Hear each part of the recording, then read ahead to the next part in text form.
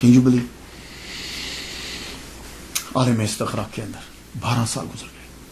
ایک دن اشراق کی نماز پڑھنے کے بعد بابا فرید الدین گنج شکر رحمۃ اللہ علیہ کھڑے ہوئے. صوفیہ پر لنگر تقسیم ہوتا تھا نا اشراق کے بعد, تو فرمانے لگے کون ہے تم میں سے جو میرے صابر کا جا کے روزہ افطار کروا دے, اسے 12 سال ہو گئے. تھوڑی دیر کے بعد ایک لڑکا کھڑا ہوا, سارے بیٹھے رہے, ایک لڑکا کھڑا ہوا, اس کا نام کیا تھا؟ سید شمس الدین ترک علوی قلندر رحمۃ اللہ علیہ. سید کیوں علوی کیوں کہہ رہا ہوں؟ اس لیے کہ یہ مولا علی کی اولاد ہیں لیکن بی بی فاطمہ سے نہیں, اس لیے علوی کہہ رہا ہوں. سید کہہ رہا ہوں تو ظاہر ہے مولا علی کے بیٹے سید ہیں, سید ہیں اور ترکی کے رہنے والے تھے. قلندر, ان کی ساری زندگی قلندرانہ گزری اپنے پیر کے. یہ آئے تھے بابا فرید کی بات کرنے کے لیے. تو بابا فرید الدین گنج شکر رحمۃ اللہ فرمایا تھا کہ تیرا فیض میرے پاس نہیں ہے. یار میں حیران ہوتا ہوں, آج کل تم چلے جاؤ کسی بھی پیر کے پاس فٹافٹ مرید کر لے گا تاکہ میری تعداد بڑھ جائے, اور وہ بندہ بیٹھا رہتا تھا کہ نہیں بھائی تیرا فیض میرے پاس نہیں ہے. تو یہ بڑے دن سے بیٹھے ہوئے تھے. اب جب کھڑے ہوئے جی حضور میں چاہتا ہوں, فرمایا کہ ہاں تیرا فیض اس کے پاس ہے. دیکھا میں کہا ہاں اب سمجھ آئی, تیرا فیض میرے بھانجی اور داماد کے پاس ہے. چلو تیاری کرو کچھ کرنے کی. تیاری کی, کہا حضور میں تیار ہوں جانے کے لیے. فرما لگے سنو, میرے صابر کے پاس جانے سے پہلے کچھ چیزیں سن لو. پہلی بات تو یہ ہے کہ یہ کچھ چیزیں ہیں, یہ لیتے جاؤ تیرے کام آئیں گی. ان میں کچھ آئل تھا, تھوڑا سا آپ نے دم کیا, کہا کہ میرے صابر کو 12 سال ہو چکے ہیں ایک ہی حالت میں کھڑے ہوئے, یہ لے جاؤ آئل. اور اس میں کافی ساری چیزیں, دم بھی تھا, تو اسے جب میرا صابر بیٹھے گا ضرورت تمہیں پڑے گی اس کی بھی, یہ بھی لے جاؤ.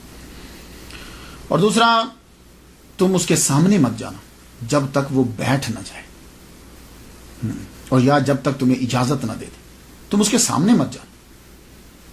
باقی تم علیم الابدال جو ہے وہ تمہیں وہاں کلیر تک پہنچا دے گا, اور باقی اللہ تیرا حافظ و ناصر. جاؤ. سید شمس الدین ترک قلندر علوی رحمۃ اللہ علیہ روانہ ہوئے. دعاؤں اور نصائح کے ساتھ وہاں سے روانہ ہوتے ہیں. قصہ مختصر کے کلیر میں یہ پہنچ گیا. علیم الابدال نے رستہ بتایا, دیکھا تو یہ تقریباً رستے میں رکے. رستے میں رک کر سہارنپور سے آگے, یہ اب رک کے دن کے ٹائم جو ہے نا یہ آپ چلے گئے. دن کے ٹائم جب وہاں پہنچے, ابھی سورج تھا, آپ پیچھے ٹیلے کے پیچھے سے چڑھے, پیچھے سے چڑھ کے کمر کے پیچھے کھڑے ہو گئے. کمر کے پیچھے کھڑے ہو کے قرآن پڑھنے لگے. ترکی تھے, سید ہیں, علوی ہیں, اور آواز خوبصورت اور جوان تھے. یاسین والقرآن الحکیم انک لمن المرسلین علی صراط مستقیم تنزیل العزیز الرحیم لتنذر قوما ما انذر آباؤہم. مختلف آیات پڑھتے جا رہے. تاہا ما انزلنا علیک القرآن لتشقی. بڑی خوبصورت آواز, ہماری کہاں آوازیں, ترکی آواز سٹائل میں جب پڑھا تو قرآن مجید جب کلام اللہ کا کان میں آیا تو صابر پیا کلیر فرمانے لگے, پیچھے کھڑے ہو کے قرآن کیوں پڑھ رہے ہو, آگے آؤ.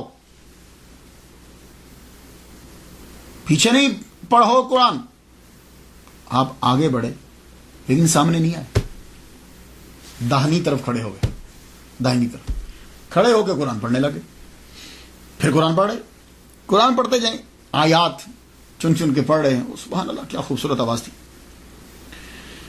تو ایک دم چپ کر گئے. چپ کر گئے تو صابر پیا بولے چپ کیوں کر گئے ہو؟ عرض کی حضور کھڑا کھڑا تھک گیا ہوں, کھڑا کھڑا تھک گیا ہوں, میں سفر بھی کر کے آیا ہوں, تھک بھی گیا ہوں. تو بولے تو بیٹھ جاؤ. کہا حضور آپ کھڑے ہیں اور میں کیسے بیٹھ سکتا ہوں؟ کہہ لگے اچھا تو چلو پھر ہمیں بٹھاؤ. تو آپ وہ جنبش, ہاتھ نے جنبش کی, قرآن کی پاور. آپ نے پیچھے سے نا یوں کمر کو پکڑا, آگے ابھی بھی نہیں آئے, پیچھے سے یوں کمر کو پکڑا. اب 12 سال سے جب ایک حالت میں کھڑے ہیں تو آپ کیا سمجھتے ہیں کہ اعضاء میں ابھی طاقت ہے موو کرنے کی؟ نہیں, اعضاء ویسے کہ ایسے ہوئے. آپ نے پیچھے سے پکڑ کر یوں اپنے جسم کے سہارے سے آپ کو پیچھے لا کے وہ درخت کے تنے کے ساتھ آپ کو یوں ایسے رکھ دیا. جب نیچے بیٹھ گئے تو اب سامنے آئے. اللہ اکبر جل شانہ, اب سامنے آئے. تو اب قرآن پڑھنے لگ گئے.